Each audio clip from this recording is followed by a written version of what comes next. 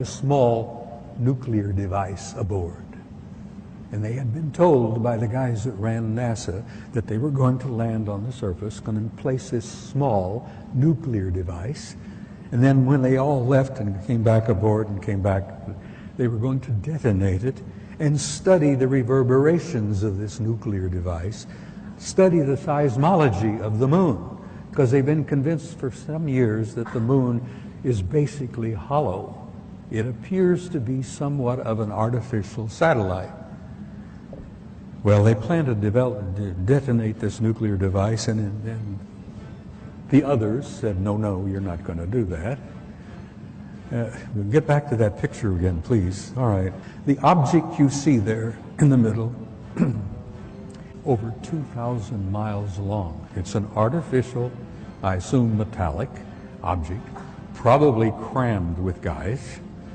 And that object followed our Apollo 13 all the way to the moon, around and back.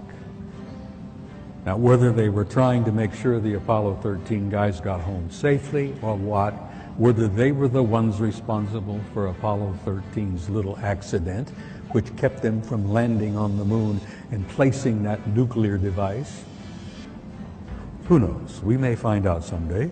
But here you have an artificial object in orbit. Now, I've spent some time aboard aircraft carriers with my kid. We have carriers with 5,000 men in the crew, 1,000 feet long, 150 aircraft. You know, there's snack bars, dining rooms, accommodations, this and that. Can you imagine the accommodations on an object over 2,000 miles long? Next slide. It's the second photograph. Same objects, but a second photo in the sequence.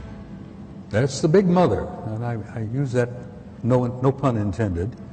There are other objects out there. There's a disc-shaped object, and then there's the other object. Then above it is the moon out there. But there's that one big object out there. I'm sure they got a crew of hundreds, maybe a couple of thousand. The ones I refer to as the others.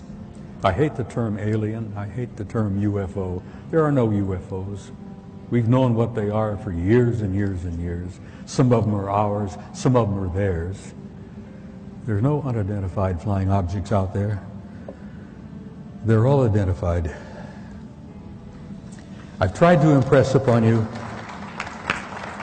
the seriousness of it, the seriousness of the cover-up and the lies they've been telling you, the importance of why you need to know as much as you can know.